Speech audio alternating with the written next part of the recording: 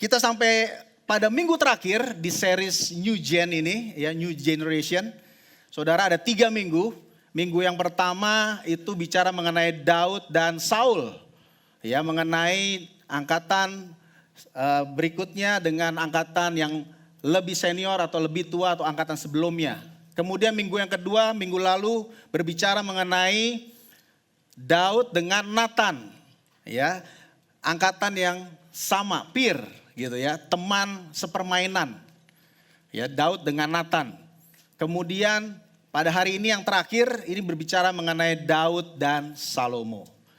Ya, bagaimana sikap dia, bagaimana apa yang dilakukan Daud kepada angkatan berikutnya, Saudara. Untuk bicara mengenai angkatan berikutnya, minggu lalu saya ke Every Nation Makassar, tunjukin ini fotonya.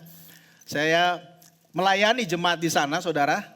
Kemudian jemaat Makassar bertumbuh, puji Tuhan. Ya, mereka menyewa ruangan seperti ini lebih besar sedikit gitu ya. Tapi harganya kalau dihitung itu jauh lebih murah daripada nyewa ruangan kita yang di Serpong. Iya, Serpong. Mungkin sepertiganya harganya, tapi ruangannya lebih besar. Bertumbuh, apalagi yang paling banyak juga di heritage dan kampus. Ya Saudara, jadi satu kali kebaktian itu 210 jiwa yang datang, termasuk anak-anak ya. Dan ini mereka udah sebagian sudah pulang, jadi kita sempat foto bersama. Dan di sebelahnya sekaligus kami berdua, saya dengan Lilia, menghadiri pernikahan Delta dan Raffi. Jadi Delta ini full time pelayan kampus. Ya, secara full time di Every Nation Makassar, dan Raffi sebagai leaders yang ada di timnya. Jadi memang lagi berkembang di sana, jadi bagian daripada tim. Kita berbicara mengenai new generation, Saudara. Ya, ada generasi yang tampil yang baru. Ya, di mana kita harapkan ini semua berjalan, rencana Tuhan terjadi di dalam kehidupan generasi kita dan generasi berikutnya. Amin, Saudara.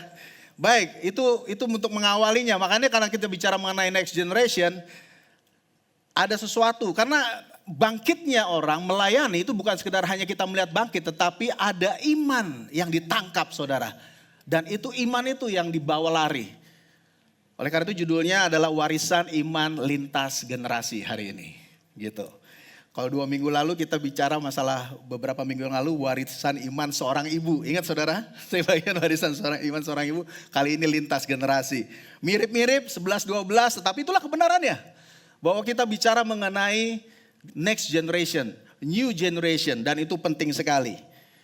Saudara, warisan iman lintas generasi, firman Tuhan diambil dari 1 Tawarik 29. Kita tidak baca semuanya, kita akan baca dari, nah ini saya minta kerjasamanya. Cukup lumayan, 1-9. Kita baca sama-sama ya Saudara, supaya Saudara bisa masuk di dalam konteksnya, Saudara bisa tahu firman Tuhannya secara keseluruhan. Firman Tuhan di dalam 1 Tawarik 29 ayat 1-9. Kita baca sama-sama. Ini agak panjang gak apa-apa, tapi supaya saudara bisa tahu sama-sama firman Tuhan ya. 3, 2, 1. Berkatalah Raja Daud kepada segenap jemaah itu, Salomo anakku yang satu-satunya dipilih Allah adalah masih muda dan kurang berpengalaman. Sedang pekerjaan ini besar, sebab bukanlah untuk manusia bait itu, melainkan untuk Tuhan Allah. Dengan segenap kemampuan aku telah mengadakan persediaan untuk rumah Allahku, yakni emas untuk barang-barang emas, perak untuk barang-barang perak, tembaga untuk barang-barang tembaga, besi untuk barang-barang besi, dan kayu untuk barang-barang kayu, batu permata syoham dan permata tatahan, batu hitam dan batu permata yang berwarna-warna, dan segala macam batu mahal-mahal dan sangat banyak pualam. Lagi pula oleh karena cintaku kepada rumah Allahku, maka sebagai tambahan pada segala yang telah kusediakan bagi rumah kudus, aku dengan ini memberikan kepada rumah Allahku dari emas dan perak kepunyaanku sendiri. 3.000 talenta emas dari emas Ofir dan 7.000 talenta perak murni untuk menyalut dinding ruangan. Yaitu emas untuk barang-barang emas dan perak untuk barang-barang perak. Dan untuk segala yang dikerjakan oleh tukang-tukang, maka siapakah pada hari ini yang rela memberikan persembahan kepada Tuhan? Lalu para kepala puak dan kepala suku Israel dan para kepala pasukan 1.000 dan pasukan 100 dan pemimpin pekerjaan untuk raja menyatakan kerelaannya. Mereka menyerahkan untuk rumah ibadah di rumah Allah 5.000 talenta emas dan 10.000 dirham, 10.000 talenta perak dan 18.000 talenta tembaga serta 100.000 talenta besi. Siapa yang mempunyai batu permata menyerahkannya kepada Yehiel, orang Gerson itu, untuk perbendaharaan rumah Tuhan. 9. Bangsa itu bersuka cita karena kerelaan mereka masing-masing, sebab dengan tulus hati mereka memberikan persembahan sukarela kepada Tuhan. Juga Raja Daud sangat bersuka cita. Bapa, kami berdoa untuk firman ini. Biarlah firman ini membuka hati kami. Biarlah kebenaran-Mu sendiri membebaskan kami, mencelikan mata hati kami. Tuhan, ada firman yang membangun, ada firman yang memperdekakan, ada firman yang memulihkan dan membangkitkan Tuhan. Terima kasih Bapa. Mari Roh Kudus pimpin kami di dalam nama Yesus. Amin. Baik saudara, kita masuk dari ayat 1, dikatakan berkatalah Raja Daud kepada segenap jemaah itu.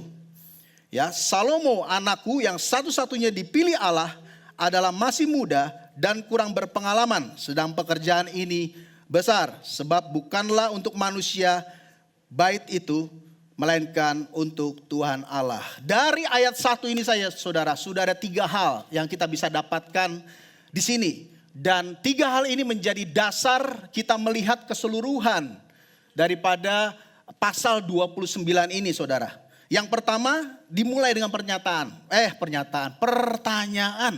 Ya. Kenapa Salomo? Kenapa bukan Daud yang membangun bait suci? Itu pertanyaannya. Daud punya keterampilan, kecakapan tangan. Daud punya ketulusan hati. Daud punya pengalaman.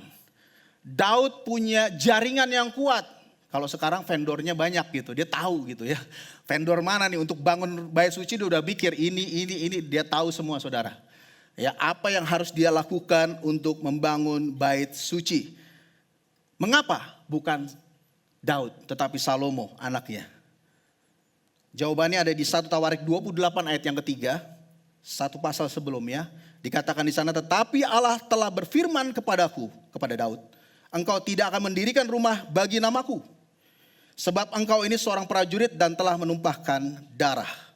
Saudara, Tuhan itu tidak bisa berkompromi dengan standarnya. Allah itu kudus. Sedangkan Daud di dalam perjalanannya banyak menumpahkan darah dengan tangannya. Dia banyak berperang mengalahkan musuh-musuh Tuhan. Sehingga Tuhan tidak mengizinkan dia untuk ikut dalam pembangunan. Ya, Daud memang akan mempersiapkan pembangunan, tetapi bukan dia yang membangun bait suci karena situasi itu. Saya mau supaya saudara tangkap ini, bahwa apapun ya, Tuhan itu baik, Tuhan itu apapun ya, dengan segala atribut kebaikannya, dengan segala atribut ya kepribadiannya, tetapi kita harus ingat bahwa Allah itu kudus, standarnya itu jelas saudara, dan dia tidak mungkin melanggar standar kekudusan ini. Dia tidak mungkin melanggar kebenaran itu dan apa yang sudah difirmankannya. Bait suci sendiri saudara, kenapa? Bait suci itu adalah simbol daripada damai. Sedangkan Daud mengalami peperangan yang begitu intens pada masa hidupnya. Saudara, kalau makanya damai sejahtera bait suci saat itu kalau dikonversikan ke kita, ya dipindahkan ke zaman saat ini. Bait Allah itu siapa saudara? Bait Allah itu siapa? Saudara dan saya. Makanya damai sejahtera. Makanya dikatakan bait suci itu lambang damai. Di dalam kehidupan orang percaya saat ini, saudara yang adalah bait Allah itu dipimpin oleh damai sejahtera. Apapun situasi saudara, dimanapun saudara, apapun itu, saudara harus make sure bahwa ada damai sejahtera dalam kehidupan saudara yang melampaui segala akal.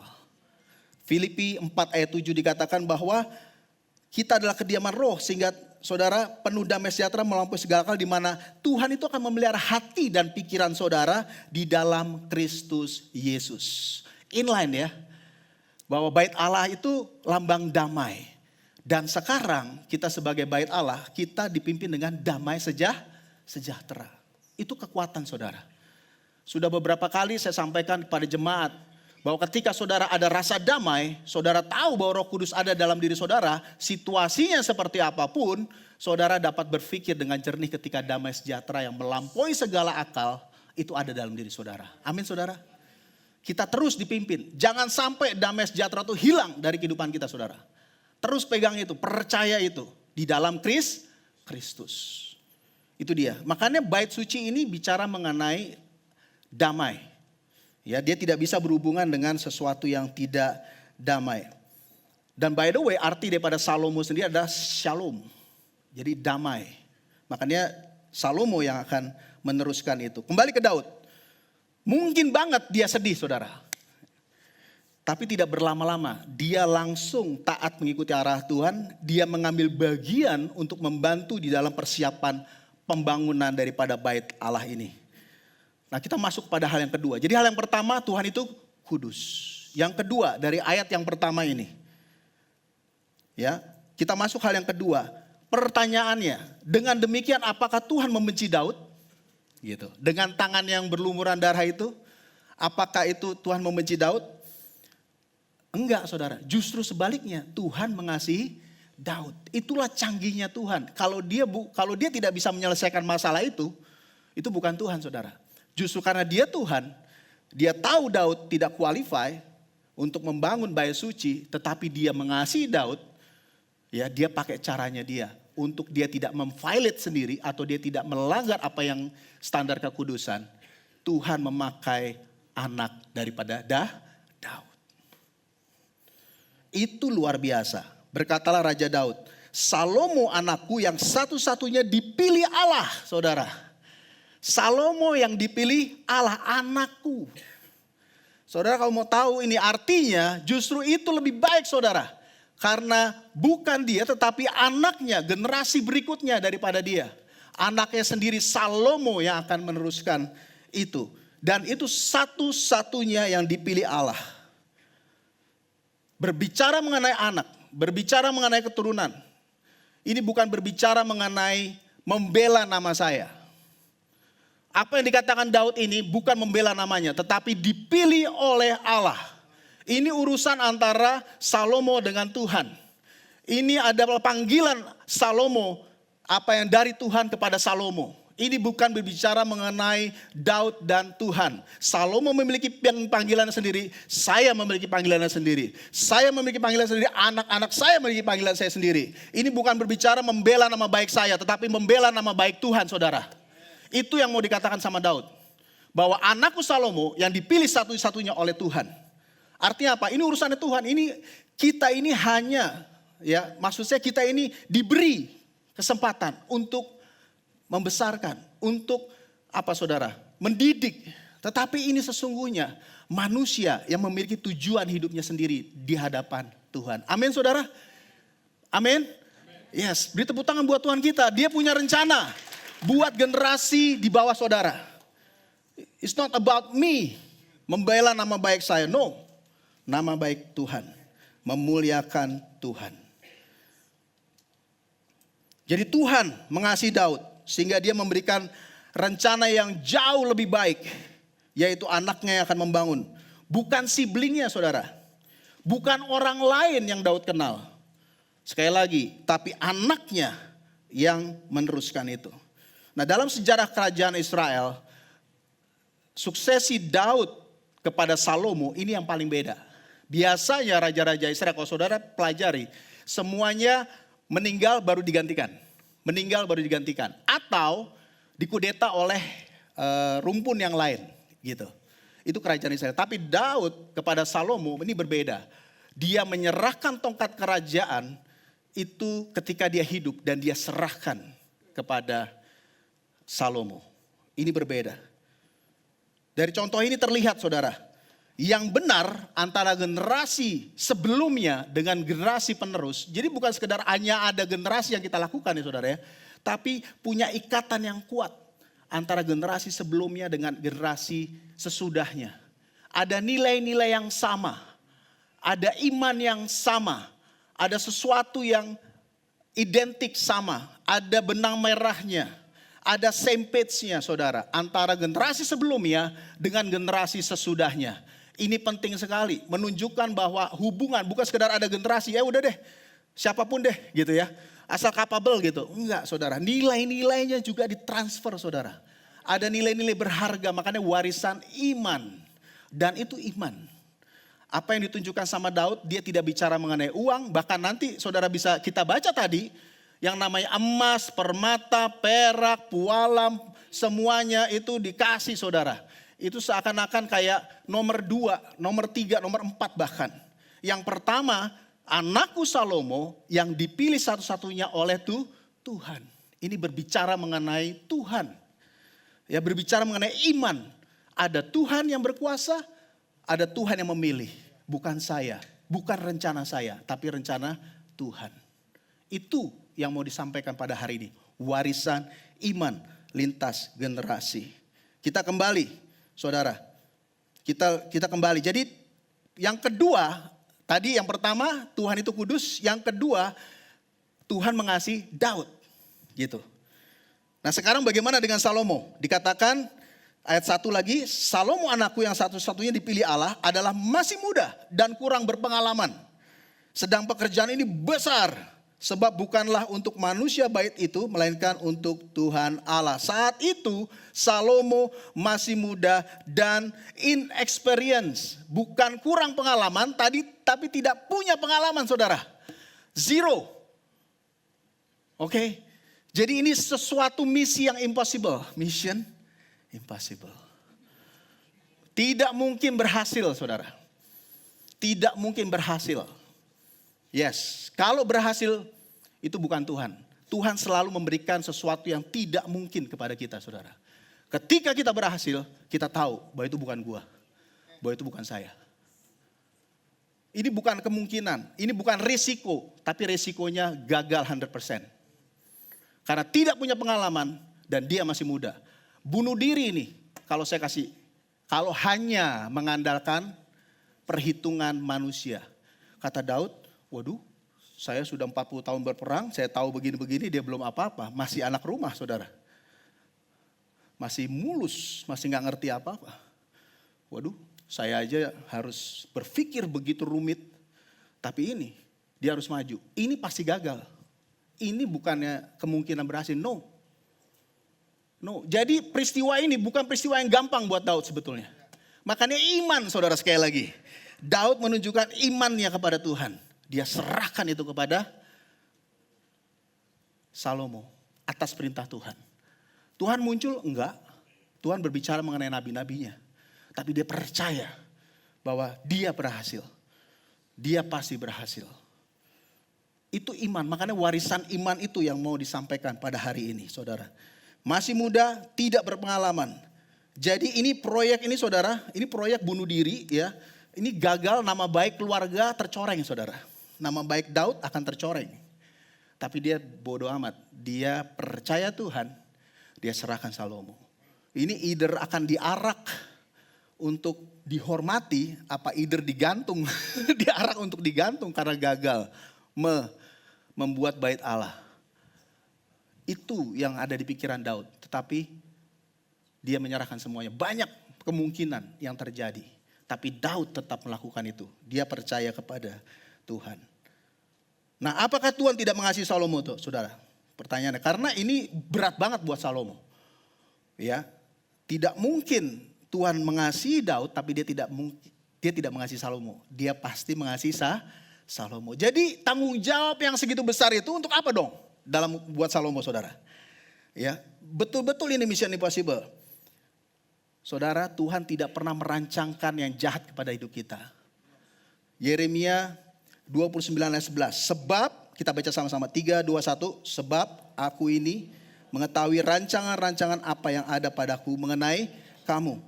Demikianlah firman Tuhan, yaitu rancangan damai sejahtera dan bukan rancangan kecelakaan. Untuk memberikan kepadamu hari depan yang penuh harapan. Amin saudara. Ini firman Tuhan. Tuhan tidak pernah sedikit pun terlintas untuk membuat suatu masa depan yang suram, masa depan yang gelap. Saudara, walaupun kelihatannya tidak mungkin, tapi sekali lagi itulah Tuhan kita. Kalau kita bicara Tuhan yang besar, rencananya juga besar, amin. Dan rencananya melebihi kita punya pikiran kita. Kalau semuanya bisa kita perhitungkan, gak perlu Tuhan, benar gak saudara? Tapi karena Dia Allah yang besar, selalu kita ditantang, selalu kita menghadapi situasi-situasi yang tidak mungkin dalam kehidupan kita. Tapi itulah yang sehat dan itulah Tuhan. Intinya jangan biarkan perkataan bahwa Tuhan jahat.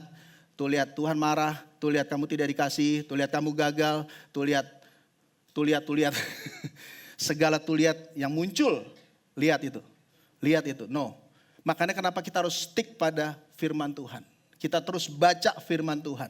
Kita terus merenungkan firman Tuhan. Kalau enggak suara-suara lain yang akan mulai masuk. Bayangkan kalau Daud terpengaruh dengan perhitungannya dia yang penuh skill. Dan hati yang tulus. Mau membantu siapa namanya? Salomo. Udah Salomo, kamu diam aja, saya yang bangun. Karena hatinya tulus. Dia gak mau lihat, tapi enggak kan? Saya percaya Tuhan akan menyelamatkan Salomo daripada penghakiman rakyat. Daripada kegagalan dalam proyek yang maha dahsyat ini. Saudara, Tuhan mengasihi semua orang dengan memberikan masa depan yang penuh harapan. Itu daripada ayat tadi. Tuhan mengasihi kita semua yang percaya dengan memberikan masa depan yang penuh apa saudara? Harapan. Di dalam Tuhan itu tidak ada harapan yang kosong. Tetapi harapan yang hidup yang pasti terjadi. Dan itu sungguh ada, kita bisa lihat hari ini contohnya. Pertanyaannya kembali, mengapa Salomo harus menghadapi tanggung jawab yang demikian besar di saat yang dia tidak mampu saudara? Tuhan mau menunjukkan kuasanya kepada Salomo melalui pengalaman pribadi berjalan bersama Tuhan. Baik buat dia ada beban. Baik buat dia ada tantangan. Supaya dia tahu seperti kamu tahu Daud. Supaya dia tahu bahwa aku mengasihi dia. Bahwa aku bersama-sama dengan dia. Supaya Salomo tidak terjebak sindrom kekuatan diri sendiri saudara. Sebuah pengalaman langsung ini dari tangan pertama. Bukan kata bapak saya. Tapi saya tahu benar Tuhan itu benar hidup seperti ayah saya katakan, Daud katakan kepada saya. Dan ini yang Tuhan mau lakukan. Makanya Tuhan mengasihi Salomo. Tuhan itu kudus, tapi Tuhan mengasihi Daud. Tapi juga Tuhan mengasihi Salomo. Makanya kalau kita menghadapi masalah yang besar, bukan kita sudah melakukan kesalahan saudara. Bukan kita sedang mengasihi, no. Justru karena dia mengasihi kita. Justru karena dia mengasihi saudara dan saya, dia mau lihat yang terbaik dari kehidupan saudara. Karena dia ada, dia tunjukkan bahwa dia baik kepada kita semua. Supaya kamu kenal saya, siapa saya sesungguhnya. Nah, saudara lihat, sehingga Salomo tahu nih, ya keberhasilannya bukan karena kekuatannya, karena bisa tergoda dia dengan itu semua. Zakaria 4 ayat 6, maka berbicaralah ia, katanya, inilah firman Tuhan kepada Zerubabel bunyinya, bukan dengan keperkasaan dan bukan dengan kekuatan, melainkan dengan apa saudara? Dengan rohku firman Tuhan semesta alam. Ada dua sikap, saudara. Ada dua sikap manusia dalam menjalani hidupnya. Yang pertama, dalam nama Yesus, pilihanku pasti berhasil. Baik gak saudara? Percaya Yesus gak? Percaya Yesus. Tapi kalau konteksnya untuk aku, rencanaku, planningku, mimpiku, ada yang salah di sini. Baru setengah kebenaran saudara. Dan ini yang saya mau sampaikan kepada kita semua. Jangan sampai kita hanya sampai di sini. Ya, kalau tidak sama dengan apa bedanya kita dengan jimat-jimat yang di luar nama Yesus itu. Pokoknya nama Yesus cospleng. Jos tenan. Ya saudara. Ya, kamu nggak pakai coba pakai nama Yesus. Ya, bayangin kalau kita berhasil, waduh, jadi salah saudara. Makanya banyak doa kita tidak terjawab karena apa? Ada kan firman Tuhan katakan untuk memuaskan keinginanmu sendiri. Makanya kalau tidak dijawab itu bukan berarti marah, malah bersyukur. Terima kasih Tuhan ada sesuatu yang salah di situ supaya saya tidak melakukan kesalahan. Bayangin kalau Salomo tanpa Tuhan bisa membangun bait suci itu lebih ngeri lagi saudara. Tuhan tidak mau Salomo berhasil membangun bait suci tanpa Tuhan. Justru itu dibuat sulit, bukan dibuat sulit, memang itu kenyataan sulit. Dia dalam kondisi muda dan tidak berpengalaman. Itu baik buat dia. Kalau dia dalam kondisi muda dan saudara, berpengalaman, punya hikmat yang luar biasa, tanpa berdoa kepada Tuhan, bahaya buat Salomo. Namanya Tuhan tidak mengasihi Salomo. Tapi karena Tuhan mengasihi Salomo, ya, dia melakukan itu. Amin. Jadi 2 sikap yang pertama, ya. Dalam kehidupan ini, dalam nama Yesus bilangku pasti berhasil. Maksud saya perlu kita pakai nama, pasti kita harus pakai nama Yesus. Tapi maksud saya di sini kita perlu tahu bagaimana cara kita memandang. Yang kedua saudara, harusnya, ya ini tadi, apa yang bisa kupilih untuk memuliakan Tuhan. Ini yang perlu saudara. Jadi daripada apa yang Daud katakan di ayat yang pertama, bahwa ini adalah urusannya Tuhan, ini rencana Tuhan. Dalam kehidupan kita apa? Ya, hidup ini pilihan saudara. Pilihanku pasti berhasil. Tapi apa yang bisa kupilih untuk memuliakan Tuhan? Beda ya saudara ya. Pakai nama Yesus juga pakai. Tapi sebelum kita pakai nama Yesus, ya, apa yang bisa kupilih untuk memuliakan Tuhan? Ini dulu saudara yang harus muncul. Ini perlu saudara. Nah, Daud mengerti sekali kehidupan yang memuliakan Tuhan. Itulah yang perlu Salomo tangkap. Makanya dia tahu, kamu harus tahu bahwa warisan iman ini paling penting.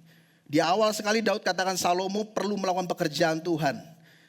Kita balik lagi ke ayat 1 dikatakan, sebab bukanlah untuk manusia bait itu, melainkan untuk Tuhan Allah. Pekerjaan Tuhan Allah itu pasti besar. Selalu melampaui kemampuan kita. Selalu melampaui beyond our imagination. Walaupun Tuhan akhirnya akan menunjukkan kepada kita dalam prosesnya. Saudara, kalau finishnya kita pasti surga, finishnya kita akan bersama-sama dengan dia. Tetapi antara sini dengan sana itu tadi ada jalan yang kita gak tahu. Selalu Tuhan kasih hanya 100 meter di depan kita. Itu yang saya alami. Benar gak saudara? Saudara alami itu? Tiap 100 meter hampir habis, mulai kebuka 100 meter kedua. 100 meter mau habis, mulai kebuka 100 meter berikutnya. Itu yang saya alami. Itu yang namanya dipimpin Tuhan. Itu yang namanya dituntun oleh Tuhan. Tiap langkahku oleh Tuhan. Amin. Amin saudara. Amin. Tiap langkah kita diatur oleh Tuhan. Jadi warisan iman adalah hidup bagi kemuliaan Tuhan. Berpusat pada Kristus. Semuanya menjadi motivasi kita. Menjadi motif kita untuk memuliakan Tuhan. Saya mendengar tadi Pastor Yesus sampaikan, benar Pastor, banyak anak-anak kita yang lulus masuk perguruan tinggi. Oh haleluya, kita bersuka cita ya. Ya, ada yang masih membuat cadangan. Belum belum yang saya tunggu. Oke, silakan kita berdoa lagi. Kita mengucap syukur yang sudah keterima. Ada yang belum keterima, kita berdoa juga. Apapun itu, saudara, pilihannya, apapun pekerjaan saudara, apapun kalau saudara masih kuliah atau bekerja, saudara berkeluarga, semuanya yang penting kita untuk memuliakan Tuhan. Gak ada masalah. Mari kita berdoa. Kenapa saudara? Karena panggilan itu sebenarnya sudah ada di dalam diri kita sejak kita lahir. Saudara, kesukaan saudara, ya apapun ada talenta-talenta dalam, Tuhan tuh gak kasih sesuatu yang tidak ada dalam hidup saudara. No. Tuhan tuh begitu saudara lahir, dia rajut saudara dalam kandungan ibu saudara. Itu sesuatu ada tujuan dalam kehidupan saudara.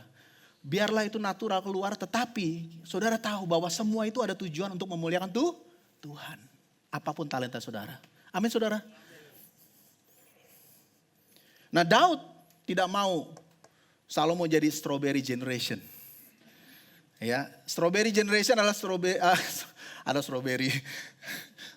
Adalah generasi yang mau enaknya aja. Begitu susah melempem. Begitu susah press dia, hilang dia. Tapi sebenarnya strawberry generation saudara, itu gak memandang umur. Di setiap generasi ada strawberry generation. Strawberry generation bicara mengenai pilihan. Saya gak percaya strawberry generation cuma orang-orang Gen Z. No, generasi saya juga. Generasi saudara juga. Kalau saudara hanya mau enaknya saja, itu saudara strawberry generation. Hanya enaknya saja. Saudara tidak mengerti hidup ini. Saudara justru malah supaya tahu kebenarannya. Semua tantangan itu di dalam Tuhan gak ada masalah. Justru itu adalah proses. Justru itu mendatangkan kebaikan saudara bagi kita semua. Nah, bagaimana warisan itu diturunkan? Ada 3 hal saudara. Warisan iman diturunkan melalui teladan. Ya, ini intinya. Warisan iman diturunkan melalui teladan hidup generasi sebelumnya. Ada 3 hal yang Daud lakukan. Yang pertama, dia bergairah kepada Tuhan. Ayat ketiga, lagi pula oleh karena cintaku kepada rumah Allahku. Nah, ini dia yang perlu ditangkap untuk generasi selanjutnya. Bagaimana passionnya, bagaimana semangatnya Daud. Bagaimana gairah dia untuk rumah Allah. Ini melambangkan simbol rumah Allah pada waktu itu, zaman itu saudara.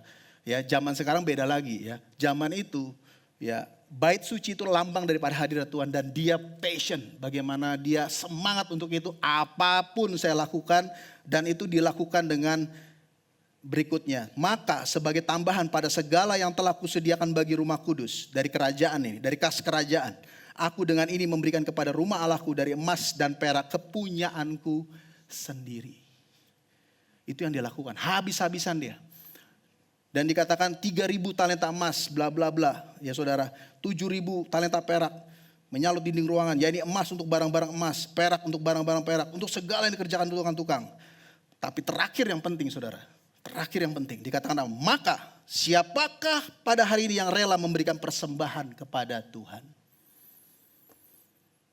Dia tidak berhenti sampai di sini. Dia katakan itu semua bukan untuk menyombongkan dirinya, tapi supaya saudara tahu. Dan dia katakan, mau gak ikuti apa yang saya lakukan? That's a leader. Itu yang namanya pemimpin. Dia tahu, dia memberi teladan. Saya udah lakukan, saudara mau lakukan itu gak? Karena ini yang benar. Yang namanya passion itu habis-habisan buat Tuhan. Apa yang saudara punya, ambil, lakukan. Dan ini tujuannya. Dan dia katakan, siapa yang rela? Dia katakan, dia bukan perintah ya, dia raja saudara. Tapi dia katakan, siapa yang rela? Ini ajakan, bukan komando, terserah saudara. Bukan memberikan perintah, tetapi ajakan. Untuk mengikuti apa yang dia lakukan. Dalam 2 Korintus 9 ayat 7, hendaklah masing-masing memberi menurut kerelaan hatinya, jangan dengan sedih hati atau karena paksaan. Sebab Allah mengasihi orang yang memberi dengan sukacita. Tuhan itu memberi, dia suka banget dengan orang yang rela. Berapapun yang, makanya tadi, nanti ya, ayatnya nanti dibagian sama Alex. Berapapun yang saudara kasih, gak ada masalah. Bukan masalah besar kecilnya, tapi bagaimana saudara berkorban buat itu. Karena korban itu sesuatu berarti itu penting. Ya, bagi orang 100.000 itu biasa. Bagi yang satu orang 100.000 itu udah berkorban banget. Jadi bukan masalah 100.000-nya saudara. Tapi masalah korbannya itu. Itu yang Tuhan berikan, itu yang Tuhan sampaikan. Dan itu rela hati dengan sukacita. Paulus mengajak jemaat untuk memberi dengan kerelaan dan sukacita. Yang kedua, Daud memberikan teladan dalam berdoa.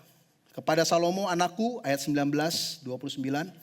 Kepada Salomo anakku, berikanlah hati yang tulus sehingga ia berpegang pada segala perintahmu dan peringatanmu dan ketetapanmu. Melakukan segala-galanya dan mendirikan bait suci yang persiapannya telah kulakukan. Daud berdoa di depan Salomo langsung di hadapan jemaat. Dan itu dia tunjukkan bahwa ini loh, doa ini loh. Ya, berdoa, bergantung kepada Tuhan. Supaya Salomo tangkap itu. Berdoa. Ya, saya mendoakan. Untuk itu saya mendoakan kamu untuk berhasil. Kalau dia pakai kekuatan sendiri, Salomo minggir, saya yang bangun. Tapi enggak, dia berdoa supaya Salomo tulus dan selamat dan berhasil dalam pembangunan itu. Kehidupan Daud itu penuh dengan puji-pujian, ucapan syukur dan doa saudara. Dia penuhkan bait Allah itu dengan puji-pujian. Di dalam 1 Tesalonika 5 ayat 17, Rasul Paulus katakan, ini ayat salah satu ayat terpendek. Apa saudara? Tetaplah berdoa. Amin. Tetap berdoa, jangan berhenti. Jangan berhenti berdoa. Tetap berdoa. Ini yang terus Daud lakukan. Teladan itu memberikan impartasi yang kuat kepada Salomo. Terlihat dia meminta hikmat. Akhirnya saudara, Salomo meminta hikmat kepada Tuhan. Dalam 1 Raja-Raja 3 ayat 9, tidak ada di sini. Ya, untuk menjalankan tanggung jawab itu, Salomo itu berdoa kepada Allah untuk meminta hikmat. Karena pekerjaan yang begitu besar. Karena harus memimpin rakyat yang begitu banyak. Itu yang kedua. Jadi teladan dalam berdoa. Teladan dalam memberi dan juga teladan dalam berdoa. Yang ketiga, maksudnya bergairah. Ya, bergairah dengan Tuhan itu ujungnya tuh memberi, saudara. Bukan cuma bergairah aja, tapi memberi tenaga, memberi waktu, dana. Tetapi jelas di sini. Ya, apa yang menjadi penting buat dia ditunjukkan bahwa bukan itu yang paling penting. Yang paling penting adalah Tuhan. Itu yang mau Daud sampaikan. Yang ketiga, teladan untuk hidup dalam komunitas iman.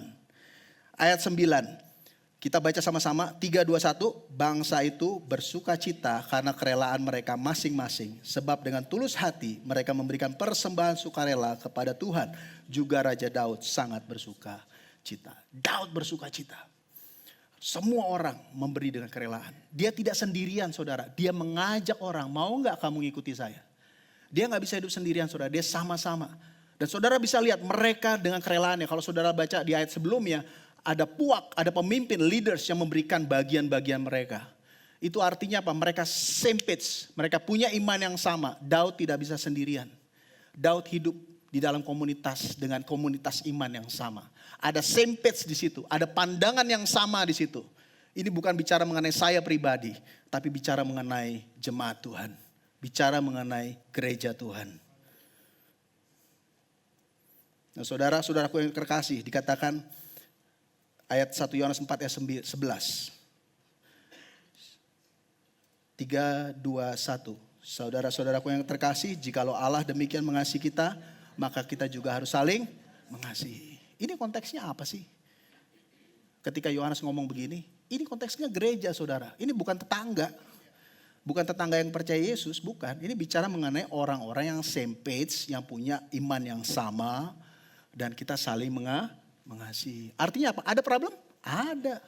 Kalau nggak ada problem, nggak perlu saling mengasihi. Karena ada problem itu diingatkan, jadi saling mengasihi. Halo. Kita harus saling mengasihi satu dengan yang lain. Dalam konteks jemaat. Selalu inline-nya sama. Di dalam kerajaan Tuhan terus perjanjian lama sampai perjanjian baru sama. Daud juga begitu, bergerak di dalam kerajaan. Bergerak di dalam jemaah. Dan kemudian dia sampai ke sini Paulus berkata saling mengasihi. Saya ada foto terakhir, ini terakhir saudara. Saya minta keyboardis bisa naik. Ini foto ini adalah foto ulang tahun Tristan yang ke-8. Ya, itu tahun 2018. Ini foto ini diambil pas ulang tahun tanggal 3 Oktober 2018, ya. Dia pegang satu buku merah, saudara. Dia pegang satu buku merah di situ. Saudara tahu ini adalah hari di mana kami dapat pulang dari Palu. Di hari yang sama Tristan ulang tahun. Ya. Sebelum kejadian itu, sebelum kejadian saya bisa pulang di tepat hari yang tanggal 3 Oktober 2018 itu, saya berdoa. Karena kejadian Palu itu 28 September. Tuhan, begitu Rosma ketemu, saya berdoa, Tuhan saya bisa pulang. Tolong saya bisa pulang pas ulang tahun anak saya bilang. Dan Tuhan jawab doa. Saya bisa pulang tepat waktu, kemudian bahkan saya bisa beli kado, hadiah buku yang merah itu. Ya, buku tentang bola, saudara. Dan saya sampaikan ke dia. Dan saudara tahu, saya bersyukur Tuhan tuh mendengar doa saya. Berarti dia mengasihi saya. Kan gitu ya saudara ya. Saya katakan, Tristan, Tuhan mengasihi ayah. Tapi dengan buku itu, ya Tuhan mengasihi Tristan. Dan saya, saudara, saya bilang, Lord, worth it. Saya menghadapi masalah yang begitu sulit, susah, mengancam nyawa. Hanya untuk saya berkata bahwa Tuhan mengasihi kamu Tristan. It's worth it, saudara. Nilai itu yang perlu kita sampaikan. Bahwa ada Tuhan yang mengasihi saya dan mengasihi saudara. Mengasihi setiap kita. Tuhan mengasihi Daud, Tuhan mengasihi Salomo. Tuhan mengasihi semua orang yang percaya. Tuhan punya momen masing-masing. Tapi di luar itu semua, saya bilang Tuhan susah. Wow, sebelum dapat hari itu saudara. Tanggal 3 itu kami mendarat. itu ajaib dan saya katakan bahwa Tuhan, thank you Lord. Tapi lebih senang lagi, worth it lah saya ngalamin semua itu. Saya gak pernah menyesal dengan semua itu. Karena saya katakan kepada anak saya, Tuhan penuh kuasa. Tristan, Tuhan mengasihi kamu. Theo, Tuhan mengasihi kamu. Amin saudara, mengasihi kita semua. Katakan kiri kanannya, Tuhan mengasihi engkau. Mari kita bangkit berdiri saudara. You are worthy of it all. Saya minta tim musik punya naik ke atas. Thank you Lord. You are worthy of it all. Amen. Now knows you are all things. You deserve the glory. You are worthy of it all. You are worthy of it all. You are worthy of it all. Hallelujah. For from you are all things, and to you are all things. You deserve the glory. Katakan day and night. Day and night, night and day, let praises arise. Amen. Day and night, Yes, night Lord. and day, let praises arise. Oh, day and night, night and day, let praises arise. Day and night, night and day, let praises arise. Oh, day and night, Night and day, let praises arise. day and night, night and day, let praises arise. Day and night, Night and day, let praises arise. Day and night, night and day.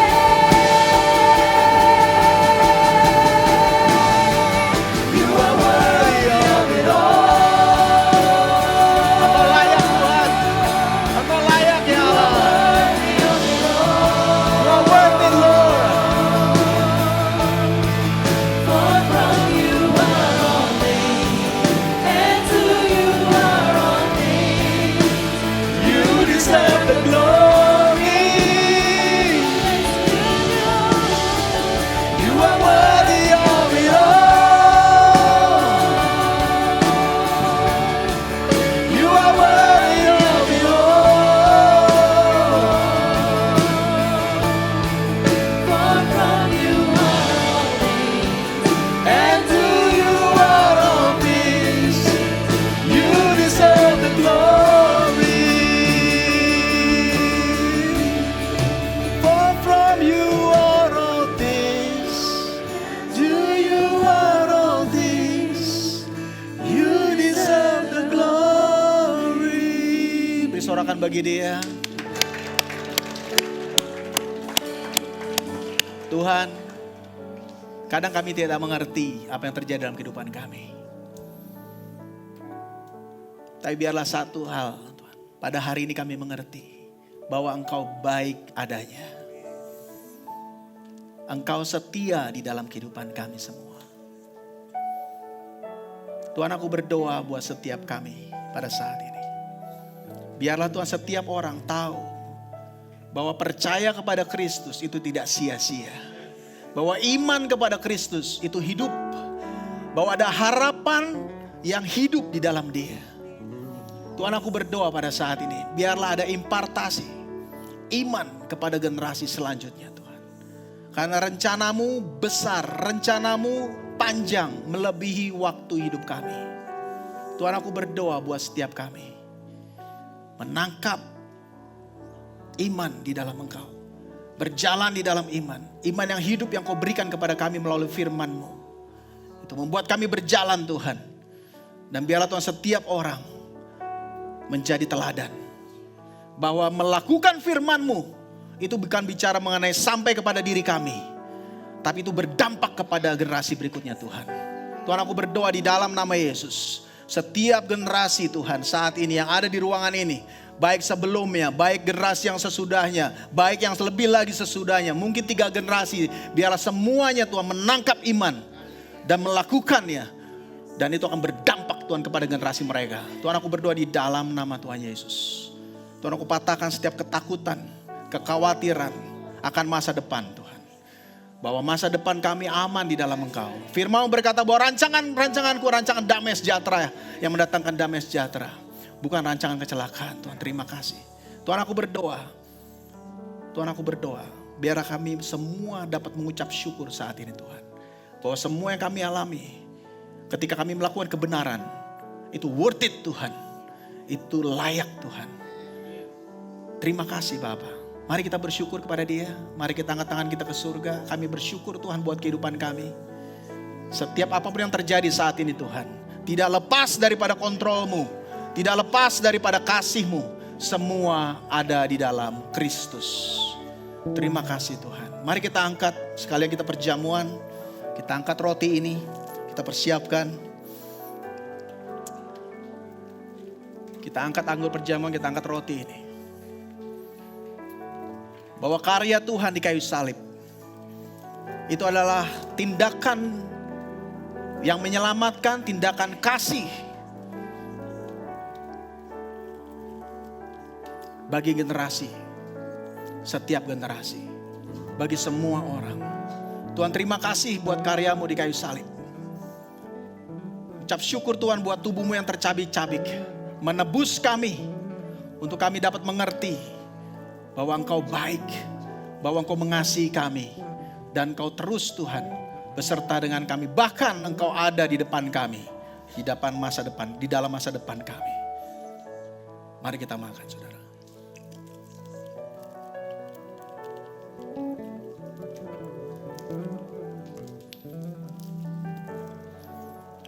Kita angkat cawan ini.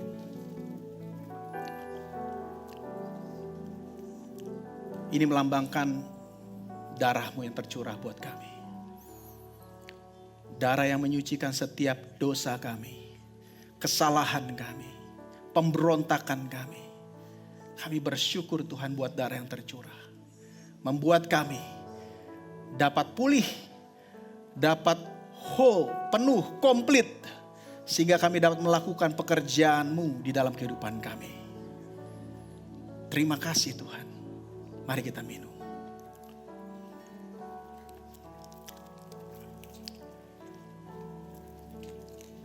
Terima kasih Tuhan. Kami bersyukur kepada Engkau pada saat ini Tuhan. Di dalam nama Yesus. Biarlah hidup kami terus memuliakan Engkau. Engkau yang layak. Engkau yang kami tinggikan. Terpujilah nama-Mu. Dalam nama Yesus. Amin. Amin.